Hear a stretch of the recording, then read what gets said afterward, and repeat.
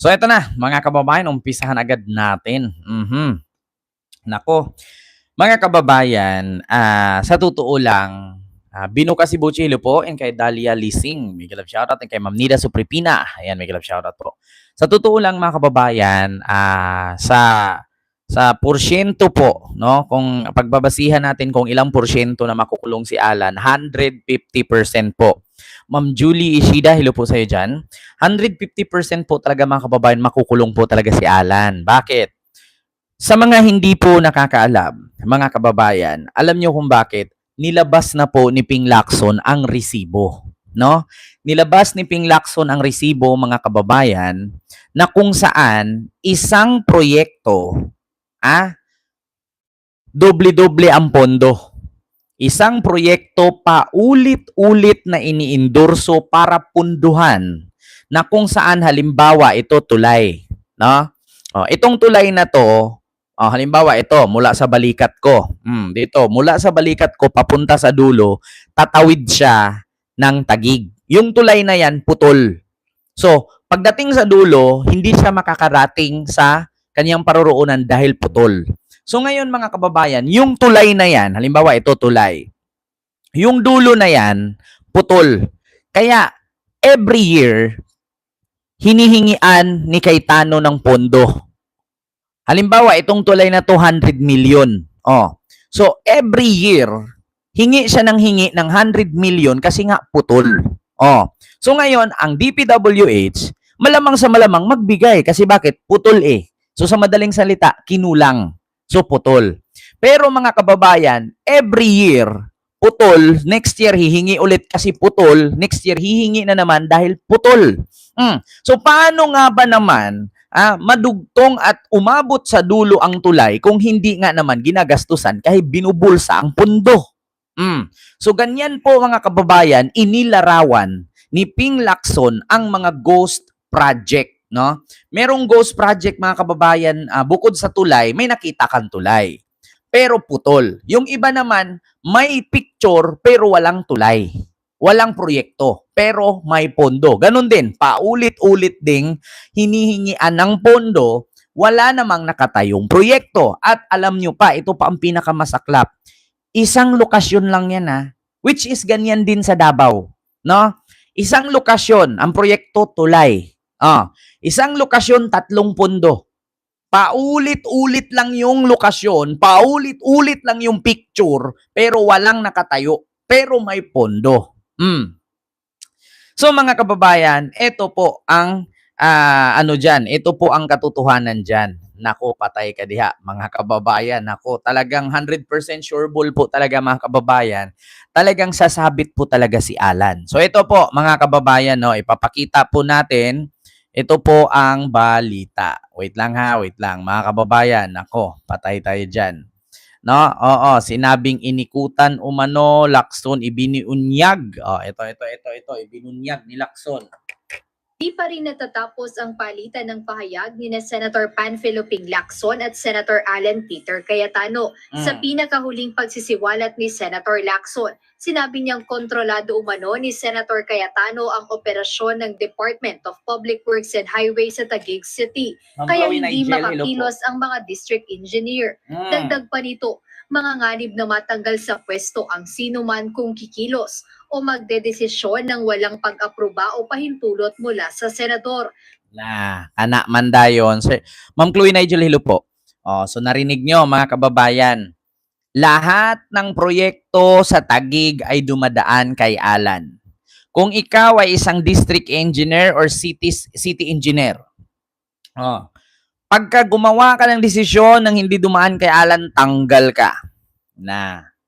Diyos ko po, mga kababayan, ito po nakalagay. Ang kalakaran sa Taguig, virtually, controlled ng isang tao. Walang makakagalaw doon na hindi alam ni Cayetano. Yan ang kalakaran. Patay tayo dyan. Continue. Ngayon, ayon kay Senator Lacson, tukoy na ang money trail o naging daloy ng pera kaugnay ng umanay kickback mula sa mga proyektong pang-infrastruktura sa Ayan. Mula sa proyektong pang-infrastruktura. Pakita natin ha mga kababayan. Kung nakita nyo po yung proyekto na yan, no? Contractor A and Contractor B, iisang picture. Iisang picture yan. Ito. Ayan na. Iisang picture. Dalawang kontraktor. Ang nakalagay dito, mga kababayan, ay blue at dilaw. Pero iisang picture, iisang lokasyon, iisang lugar. So kung halimbawa itong kulay blue ay nagkakalaga ng 100 million, itong dilaw 100 million din. Bakit? Dalawa ang contractor pero iisang proyekto. Ngayon, magtataka kayo mga kababayan. Paano nangyari yan? Kasi bakit mga kababayan kung nakalusot ito? Dahil may kasabwat ang DPWH dito. Una, imagine ninyong mabuti mga kababayan. Yung contractor na kulay blue, yung nasa taas, same picture sa contractor color yellow. Kita nyo mga kababayan. Ganyan po ang estilo nila. So, malamang sa malamang, mapupunduhan talaga si contractor E kasi siya yung una. Pangalawa, i-endorse ulit ni Alan yan, contractor B, kasi another contractor yun. So ngayon, ang DPWH, hindi talaga niya masisilip kung may mali, maliban na lang sa mga DPWH na pumupunta, yung mga nagsisurvey. So, siguro, kapag nag-survey ka doon, syempre, mga kababayan, kung bibigyan ka ba naman, halimbawa, 100 million ito, hindi napatayo. So, hatiin ninyo yan sa apat. Si contractor, si Alan, si DPWH, si engineer. Kung i-divide ninyo sa apat yung 1 million, tag 25 million kayo, di tiba-tiba. Diba? 100 million, apat kayo. Alan, contractor, DPWH, at si engineer. Diba? Take note mga kababayan. Hindi lang isa. Tiba-tiba dito si Alan. Bakit? Magiging doble ang kay Alan dito. Una, dito si contractor E, iba yung engineer dyan, iba yung DPWH dyan, iba din yung contractor. Pero si Alan pa rin. So, sa 100 million, may tag 25 million sila. Silang apat. Dito naman sa contractor B, si Alan pa rin. So, yung 25 niya, nagiging 50 na. Kasi iba na yung contractor, iba na yung DPWH, iba na yung engineer. Maliban na lang kung engineer dito sa A, ay engineer din dito sa B. So, si Alan at si engineer ang tiba-tiba dyan. Yan ang mga isa sa mga binulgar ni Ping Lacson mga kababayan. Ako po, patay ka dito, Petra. Continue. Sa tulong ng mga impormante. Ang ebidensyang ito na kanilang nakalap ay sinimulan ng isumite sa Office of the Ombudsman. Kung pang-infrastruktura sa lungsod sa tulong ng mga informante. Ang ebidensyang ito na kanilang nakalap ay sinimulan ng isumite sa Office of the Ombudsman. Ayon naman kay Ombudsman. Kita nyo mga kababayan? Saglit. Yang sa tulong ng mga yang picture na yan, ayan, ito, may another picture na naman. Ito, pakita natin ha. Ayan. So, another picture. Sabi ko sa inyo kanina, si Project A at si Project B, iba-ibang kontraktor yon. So, dalawa. Halimbawa, yung Project A, 100 million. Apat sila magkahati. So, tag 25 million sila. Yung yung kontraktor B, iisang picture, dalawang kontraktor. So, yung apat sila, 100 million, 200 million na. Tiba-tiba si Alan, tiba-tiba si engineer. Si DPWH at saka si contractor, yun lang yung tag 25-25. I-take note mga kababayan. Ilang proyekto po yan? 1, 2, 3, 4. Apat na proyekto yan. Iisang picture. Apat na yan. So kung apat, kalahating bilyon na. Sa estimated natin dito, mga kababayan, estimated natin dito 100 million lang kada project. Apat yan, 400 million na. Di tiba-tiba si Alan dito. Sa apat na proyekto na yan, 25, 25, 25, 25, di putang ina. Mga kababayan, Nakailan na si Alan? Naka 100 million na sa 400 million. Eh kung lahat ng proyekto na apat na yan ay isa lang din ang engineer, eh di putang ina si Alan at si engineer tiba-tiba. At take note mga kababayan, eh kung yung contractor na yan ay iba-iba rin, di putang ina tiba-tiba si contractor. Na? Ayan naman tayo mga kababayan eh. Di ba? Continue. Kanilang nakalap ay sinimulan ng isumite sa Office of the Ombudsman. Ayon naman kay Ombudsman Crispin Remulla, natanggap na nila ang mga impormasyon mula kay Senator Lacson at Patay. kasalukuyan na nila itong sinusuri. Nako. Nakakakuha lang namin ng may nagsabi na sa akin kanina habang ako'y nanananghali na dumating na sa amin yung information na pinadala ni Senator Lacson. I-evaluate pa. Nako. We're evaluating it kasi nga iba-ibang standard tayo. Andito ang standard kasi dito. Kinakailangan bago namin i-file, alam namin kumpleto pati ebidensya. Sa kabila nito na una nang itinanggi ni Senator Cayetano ang pagkakaroon ng ghost project sa Taguig City. Kana naman dayon mga kababayan, kahit anong tangge, kung kumpleto naman yung resibo, nga ka dito. Ayan na nga mga kababayan eh. Patay tayo dyan. Patay tayo dyan mga kababayan. Nako po. Diyos ko po. Mga kababayan. Sabi ko nga sa inyo, mga kababayan, mukhang malayo lang yata isang buwan dito kay Alan. Malayo lang yata isang buwan dito kay Alan, mga kababayan. Pag ito talaga'y ginalaw ni Buying. It's too much for the Senate hearing, that's all. Diba? Petra is so bad. He should be locked up too. Yeah. Senator Cayetano is doing double deed infra project done by a smart na, di ba? Nako, sabi ko nga sa inyo mga kababayan, talagang patay po talaga si Petra dito, sa totoo lang. Mga kababayan, kasi bakit? Pinakita na nga ni Lacson yung resibo.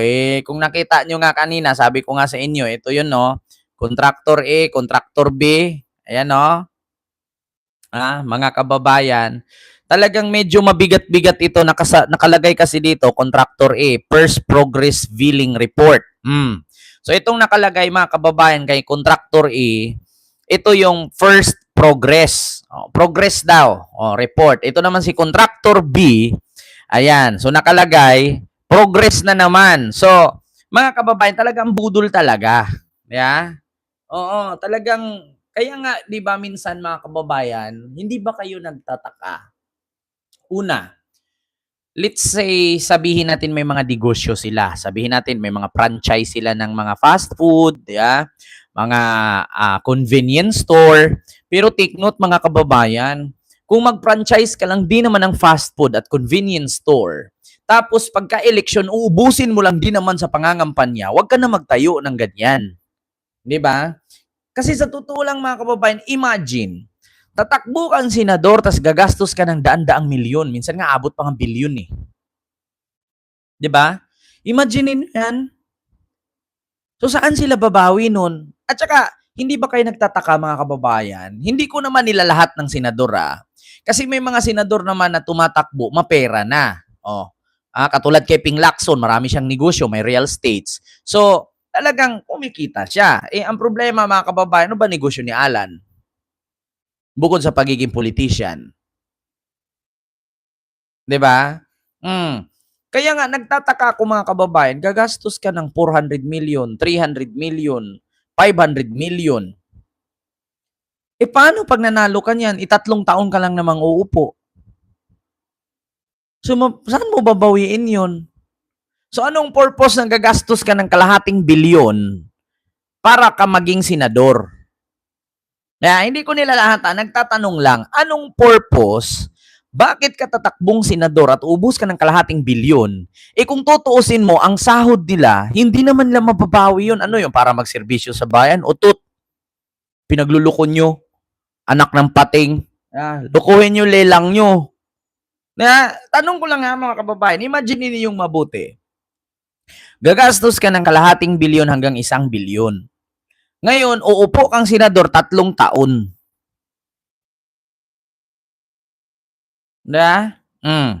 So, saan sila babawi doon? To protect the business, katulad sa mga bilyar. Okay lang sila bilyar kasi nga nakita natin merong mga ganyang negosyo. Kay Alan Cayetano. Si Alan ang issue ngayon, si Alan ang tanungin natin. 'Di ba? Kaya nga kay Sara Duterte, isa sa mga katanungan 'yan eh. Saan mo galing yung bilyon-bilyong transaksyon na pumasok sa bangko mo at lumabas? Kung ang negosyo ninyo ay itinayo 3 taon pa lang nakalipas. So ano bang klaseng negosyo niyo? Bilyon-bilyon pumapasok sa account ninyo? Bangko? Kung ikumpara natin yung sahod nila buwan-buwan, magkano lang naman ang sahod ni Alan? Sabihin natin, 100,000, 200,000 sa isang buwan. Mga kababayan, sa 3 taon, 12 times 3. 36. 12 times 3, 36, di ba? Ngayon, i-divide mo yung 200,000. 200,000 times 36.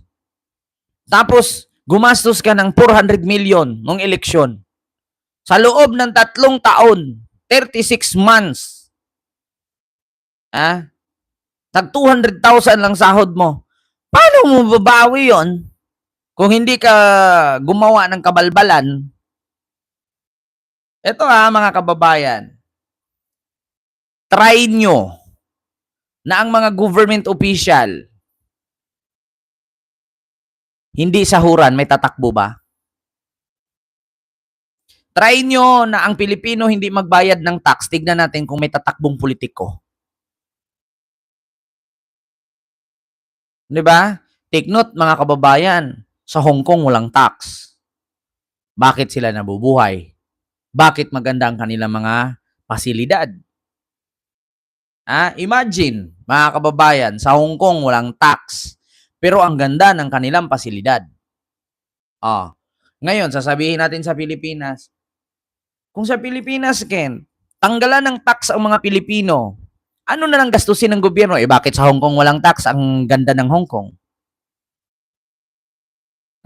Imagine. Sige nga, imagine. Bakit ang Hong Kong nagawa nila? Wala naman silang tax.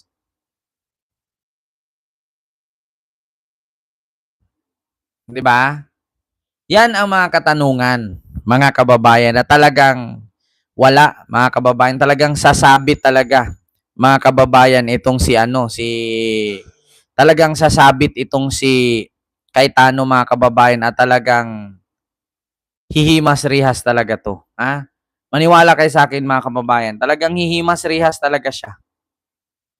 Kasi mabigat itong aligasyon, mga kababayan, mabigat na aligasyon ito. At saka, biruin mo yung resibo ni Lacson, not only 1, 2, 3, 4. At bawat project, hindi lang isang beses pinunduan. Kung 3 taong umupong congressman si Alan, putang inang yan, sa 4 na project na yon, 3 taon yung hinihingian. So, 3 times 4, 12. 12 times na pinunduhan ang project na paulit-ulit, isang lugar, isang lokasyon, isang project. Diba? Mga kababayan, like po tayo. Share and subscribe. Diba? Alam nyo sa Pilipinas, ang makakapagpatigil ng korupsyon, huwag tayong magbayad ng tax. Tayo sasabihin agad ng mga Pilipino diyan. Kung hindi tayo magbayad ng tax, anong ipapagawing proyekto ng gobyerno? Bakit sa Hong Kong? Bakit sa Hong Kong? Di ba? Ganun po yun, mga kababayan. So, eto na nga ang sunod. Mga kababayan, ako po, sa totoo lang, actually, mga kababayan, sa Hong Kong, nagbabayad sila tax yung mga negosyante. Pero ang kanilang mga produkto, mga kababayan, walang tax. Take note kasi nga ilang beses ako sa Hong Kong, bumili ako ng isang item, walang bayad, walang tax. Yung item kaya mura. Pero yung isang negosyante, ang binayaran niya ay yung permit. Yun yung tax niya, permit. Pero yung kanyang mga produkto, walang tax yun. Kaya nga ang mura lang eh.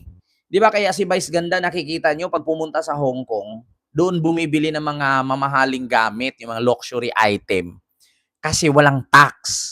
Apakamura. So ngayon mga kababayan, isa dyan, natataranta na si Cayetano. Noong inilabas ni Lacson ito, mga kababayan, mga kababayan, ganito po yan. Natataranta na si Alan Cayetano, mga kababayan, kasi bakit? Noong inilabas po, ni Ping Lacson, mga kababayan, noong inilabas ni Ping Lacson, itong mga resibo, dokumento, resibo, dokumento, mga kababayan, si Alan Cayetano, kumausap ito ng mga kasamahan niya na senador. Maraming mga senador na kinausap na inutusan ni Alan na kausapin si Ping Lacson na itigil. Mag-ceasefire daw muna. Itigil daw kasi wala daw mangyayari. So, ngayon mga kababayan, ang nangyari, sa totoo lang, ayaw nang kumausap ng mga senador ni Alan. Inayawan, mga kababayan, si Alan ng mga senador kasi kapag nakipagkwento sila kay Alan, yung kanilang mga baho, pag halimbawa, kami ni Ma'am Brenda Barton, pareho kaming senador, tapos ako si Alan. Pag nag-usap kami ni Ma'am Brenda, kinausap ko siya, Ma'am Brenda, kausapin mo si Ping Lacson na sana itigil na niya yung pagbabanat at paglalabas niya ng mga resibo patungkol sa flood control ko. Ngayon mga kababayan, kapag hindi yan isabi ni Ma'am Brenda kay Ping Lacson, yung baho ni Ma'am Brenda, ilalabas ko yun. Kaya nga mga kababayan, ayaw, mga kababayan, ayaw makipag-usap ng mga senador sa kanya. Kaya nga, sa totoo lang mga kababayan, sabi ni Ping Lacson, si Alan Cayetano ay humahanap ng senador para makarating kay Ping yung kanyang sasabihin. Kasi nahihiya siguro siyang mag-direct kay Ping Lacson kasi galit nga si Ping Lacson sa kanya. Di ba? Sir Henry, hello po. Galit na galit. Sir John Morales, hello po.